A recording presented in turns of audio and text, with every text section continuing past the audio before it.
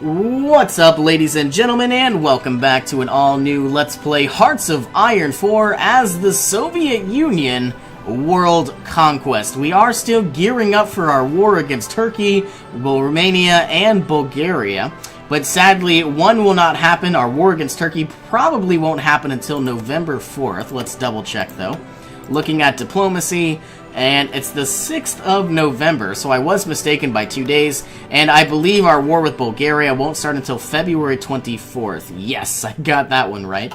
So obviously, that's over 6 months away. So what we're going to do is hopefully during our war with Turkey, everybody will be prepped and ready to go. We are currently working on the Great Purge, and in the last episode, we went ahead and we basically purged a lot of high-ranking generals, a lot of high-ranking officials, and we are about to do the same thing with the Navy, and then eventually the Air Force. So what we are doing now is basically building up our economy as much as we can. We are building up civilian factories with the hopes of having more civilian factories to do things like building airfields, or at least more airfields faster. So let me say this. If you're new to Hearts of Iron 4, every 15 civilian factories you can focus on one particular project. So rather than having only 15 civilian factories, I went ahead and I created 15 more. So let's say I wanted to build an airfield and I wanted to build infrastructure. Well, I could do both of those at the same time. So it's obviously really good to improve your economy. And we have games of the 11th Olympiad.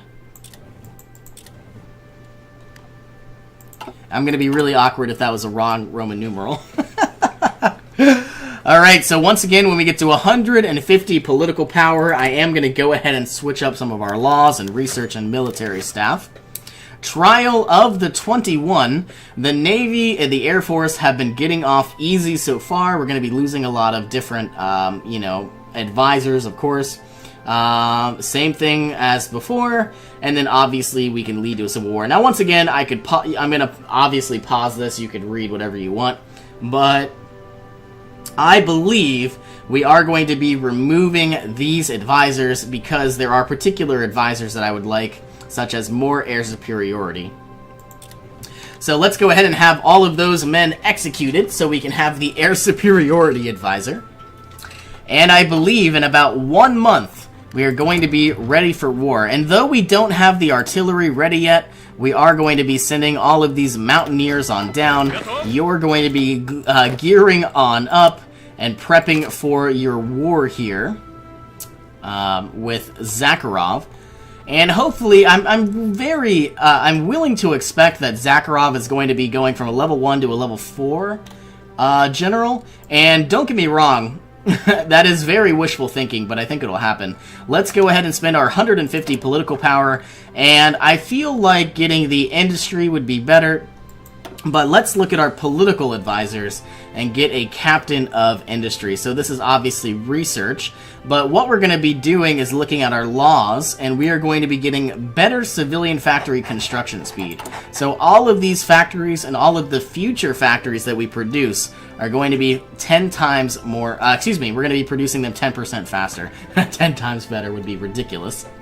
And I also want to point out that I am going to need to start building some convoys. Let's actually do this. I'm surprised I haven't done this yet. Once some of these destroyers finish on up, these two dockyards are going to start actually moving down the list. So as these get finished, we are now eventually going to start working on battleships. Now, it looks like the Great Purge has finally finished up. Now, obviously, we have removed the chance of a rebellion or a chance of a revolution, but sadly, now we have these massive modifiers that are just absolutely horrible. We have the officers purged, minus 50% division organization, and all of our air doctrines, land doctrines, and naval doctrines are going to take a very, very long time to basically unlock, so that's very dangerous as well.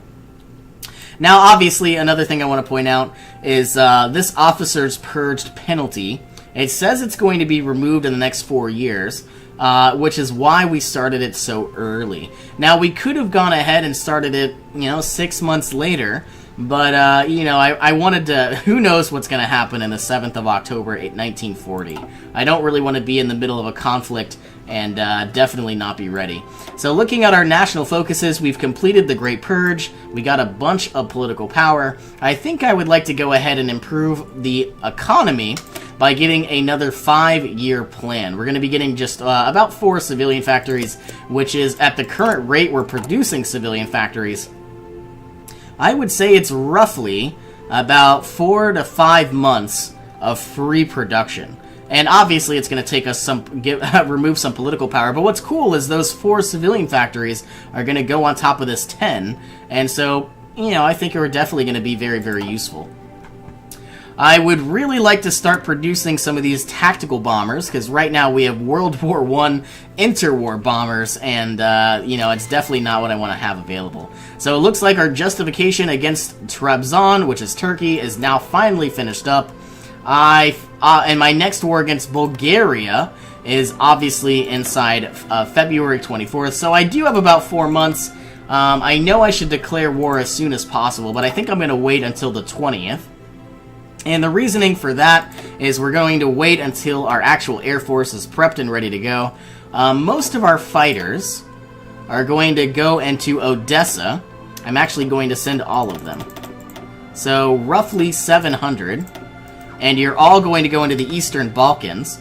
And because we can, I'm going to send all of my interwar bombers. The fighters don't do anything except clear other fighters. See, look at the range. The range difference. Like, these are fighters and these are my tactical bombers. But as I get the newer bombers, like, these are the interwar bombers. So as they get better, I mean, the range is going to be significant. I mean, Ukraine could fly to Germany. So what we're going to do is... Excuse me. Sometimes my computer locks to another screen. But what we're going to do is all of these bombers are going to be doing close air support inside the Eastern Balkans. All of these fighters are going to do air superiority inside the Eastern Balkans. And it's going to take a few days. Right now we only have 1. We're obviously waiting for another 699.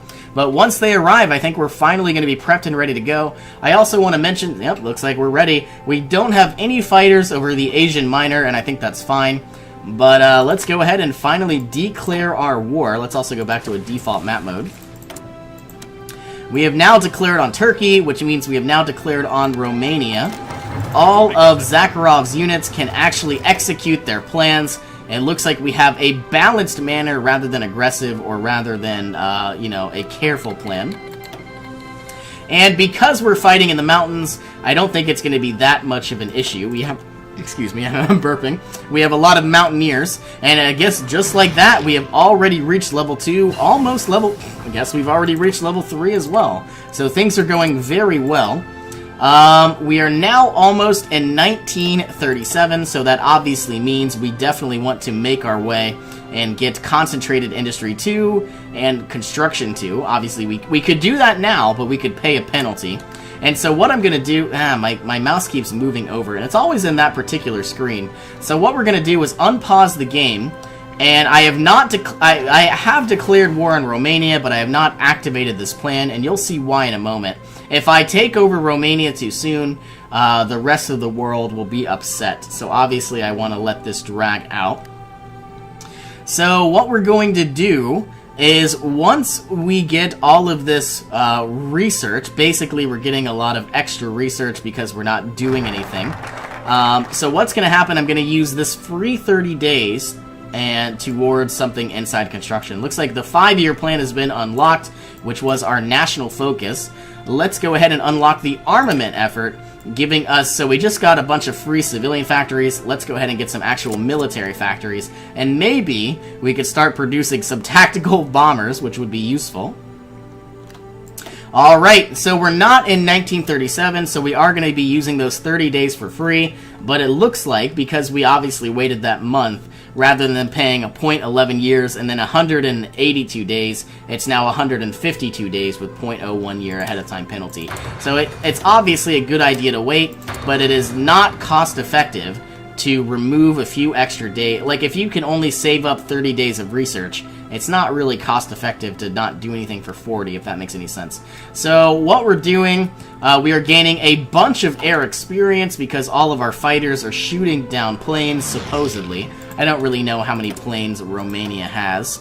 roughly 90. Actually, anywhere, I'm going to say 50. Our decryption isn't that great, but we're going to shoot down what we can. We obviously have 700. And like I said, in about 1 more month, we are going to be making our way down to Bulgaria. Looks like we can finally produce those tactical bombers. And I guess let's improve our industry. Getting improved machine tools, getting better production across the board would be very, very useful. And I guess because we have about a month and 12 days before we declare on Bulgaria, let's make our way there. But I want to do a slow and balanced manner. I don't want to really move too fast too quickly, because my aggressive expansion could grow very dangerous, and I don't want that. Alright, we're gaining a heck of a lot of army experience, and let's actually cash that in now. I don't really want to have... I'm not even producing artillery, so let's give them engineering companies, and let's give them recon companies. So engineering companies give them better attack and defense against forts, rivers, amphibious, forest, hills, jungle, marsh, you name it. It is improved. They also have the ability to finally dig trenches, which obviously gives them a lot of extra protection. So obviously, it makes a ton of sense to give almost every single company an engineering company. Recon companies give us the also more movement speed, but they give us the ability to basically look at different tactics and maybe potentially countering the enemy's tactics. And they also give us defense. So obviously we want to give all of our armies engineering companies and recons. Let's save this. This costs army experience. And looking at the Mountaineers, we already have engineering companies, but we aren't even producing the artillery. So let's switch on over to recon. And who knows what'll happen? I certainly don't. Looks like our Mountaineers are obviously doing some work. But now that they have recon companies, they might do a little bit better. Alright, we are getting quite close to potentially our war against Bulgaria. And in fact, let's actually do an aggressively execute this battle plan. Eventually, over time, I think all of these units will die. At least I hope so. And let's also not forget, though we do have superior numbers of troops because of this officer's purge penalty, I mean, minus 50% division organization is just absolutely terrible. I also want to go ahead and produce roughly, like I said, we can have up to 8 rubber per shipment. So let's get 4 tactical bombers. Push this on up. I'm going to get, so now I can have 4 additional units. Let's get 2 additional motorized and 2 additional fighters. So now that we don't need, we still need weapons, so I don't know if we should do this yet. But as we accumulate military factories, we will obviously go ahead and make those changes. All of these units are cut off. They are going to be taking, they are cut off from supplies, so eventually all of these units are going to wither away and die. They can't resupply, they're going to run out of ammo, they're going to run out of food, they will surrender. Let's use our political power to finally get the industrial concern. So all of our industry or electronics could be minus 10%. I think I'd rather have future research reduction for industry.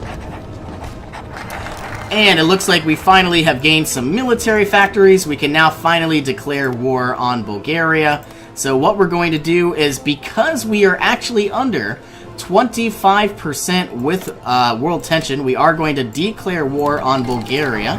They don't have any allies, and what we're planning on doing is I want to reposition this offensive line, move it on down to Bulgaria, and we're going to sneak in behind Turkey and siege down their capital. I also want to do something like this because I don't want to be trapped on the actual peninsula of, I guess, Istanbul's peninsula, which isn't really a peninsula, but you get the idea. Let's actually take our navy. I'm surprised we haven't moved our navy. You need an admiral, and we're going to search and destroy inside the Black Sea. If we find any ships, we'll destroy. Yeah, we found a lot of ships. Though, obviously, we have battleships, they have destroyers, and I guess a light cruiser. So we should be able to... Ooh. They have a battle cruiser, but we have a battleship, and we have some naval bombers. So I don't think it's going to be much of an issue. And all of our units are prepped and ready to go. Both sides are making progress. We're gaining a bunch of... Okay. Talented new officers, so we've lowered the penalty from officers purged. Looks like Romania no longer wants to fight us. We are going to end this turn. We've just gained a bunch of territory.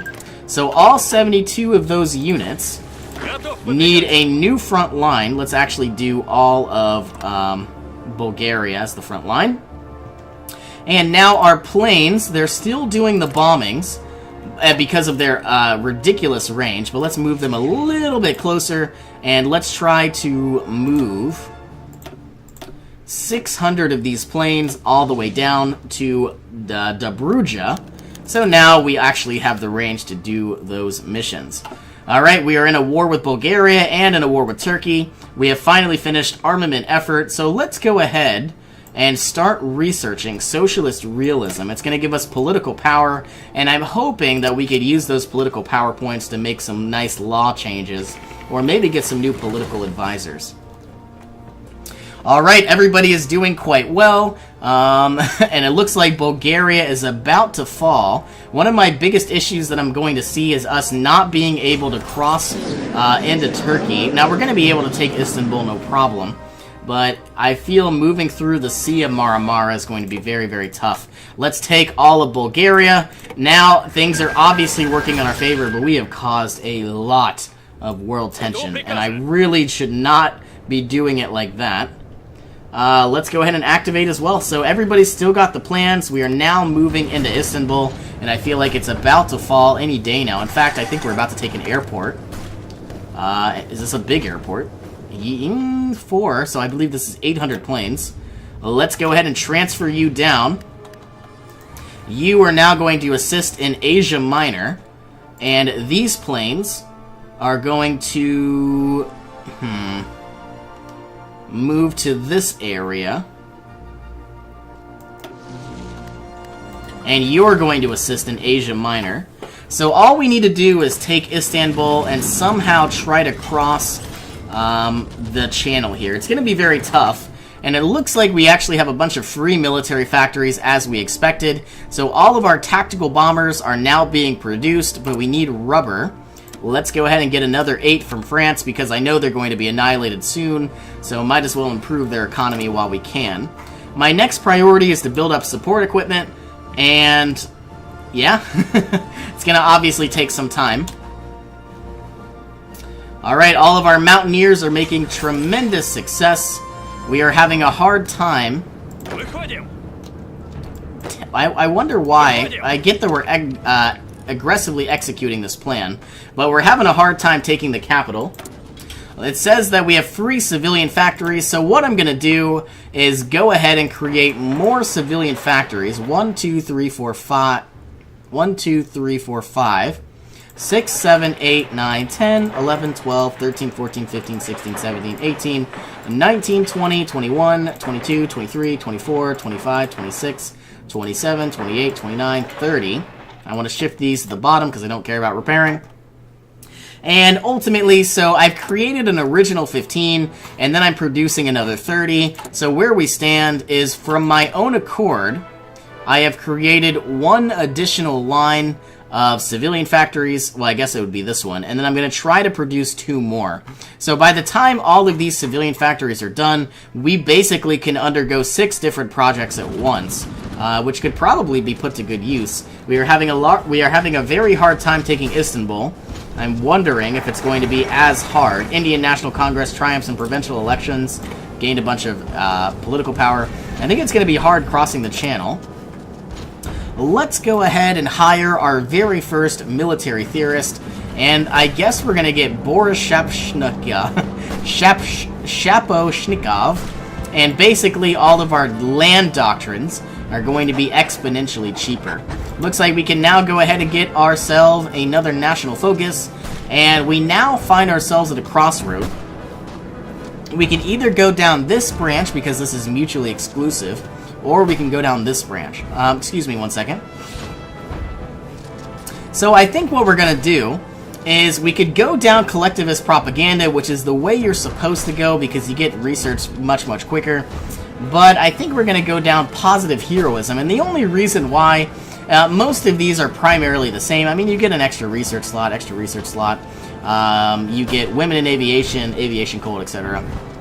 So what we're going to do is go down positive heroism. Normally I don't do this, but the reason why is because I would absolutely like to go ahead and have this socialist science. Getting another 3% recruitable population would be absolutely ridiculously broken for a world conquest. And so I feel like for like this is really good. It's probably a lot better, which is why most people pick it. But this is more for longevity. And so I would like to have, 3 million men rather than 1 million men. So I feel like if we're going to do a world conquest, I need to take advantage of all of the additional manpower reserves available. We are having a very tough time taking Istanbul, and it's because of all of our low organization. Looks like we have finally finished all of our 1937 industry, so I suppose we are going to go ahead and start unlocking the radio. Let's start unlocking a field hospital, and let's start unlocking one of our very first land doctrines. One thing I want to point out, land doctrines give you a bunch of very flat bonuses. You don't have to actually build anything, and they do take a very long time, so they're almost double. Rather than 120 days, it's actually 276. But basically, I also want to point out mobile warfare is basically for countries that like to have a lot of tanks, a lot of motorized divisions, and they're all about this blitzkrieg type of mentality. And so what's going to usually happen is we are going to be probably going down a different type of tree because we don't have the production of these tanks and we don't necessarily have the resources to really, pull out the rubber for these motorized divisions. So we're not going to go down mobile warfare. Superior firepower is using shells rather than men. So like the United States, they would rather have a lot of artillery and maybe even tanks and motorized rather than using manpower itself. So the idea is using a lot more artillery. Grand battle plan is a little bit of everything. It starts off with very defensive ideas and then it goes into offensive ideas, rather through tanks or rather through infantry. But we are different. China and Russia are probably going to be doing mass assault doctrines, and the reason why is we have so much manpower and a not very good economy, though it'll get better eventually.